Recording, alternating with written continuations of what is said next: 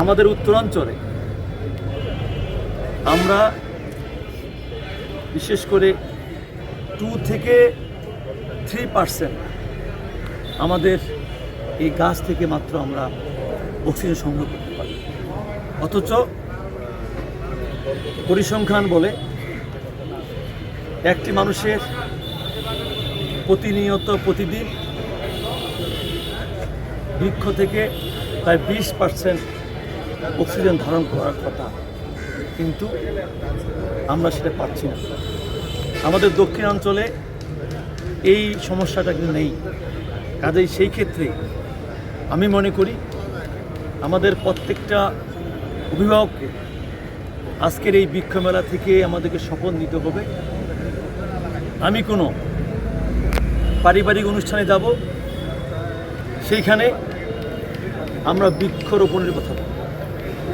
আমি মনে করি একটি মানুষ মানে একটি গাছ, একটি পরিবার মানে 5টি গাছ। একটি প্রতিষ্ঠান, বিদ্যালয় হোক, কলেজ হোক, মসজিদ হোক, মন্দির হোক, সেটা আমি মনে করি আমরা সে সবুজায়ন করব।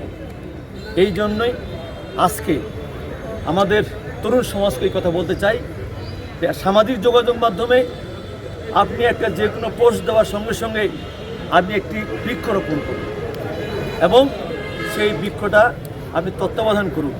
তাহলে দেখবেন আমরা বাংলাদেশকে সবুজায়ন করতে পারবো।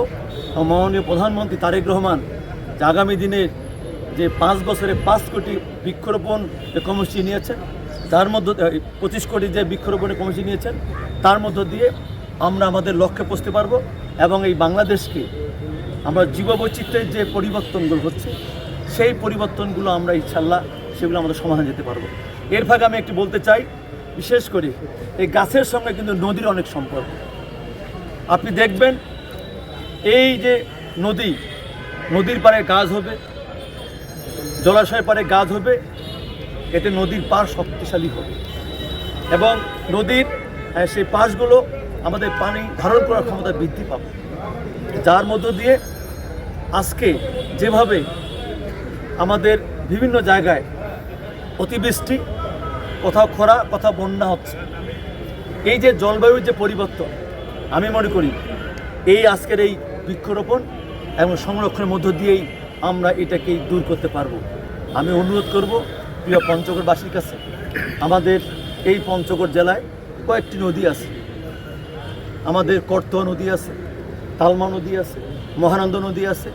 আমাদের এই নদীগুলোর পাড়ে যদি আমরা বৃক্ষরোপণ করি, আমি আশা করি যে আমাদের পঞ্চগড়ের যে বিশেষ করে 2 থেকে 3% আমাদের গাছের মধ্য দিয়ে আমরা যে অক্সিজেন সংগ্রহ করি, সেটা আমরা সমাধান করে আমরাও একটা সুন্দর স্বাস্থ্যসেবা দিতে পারবো।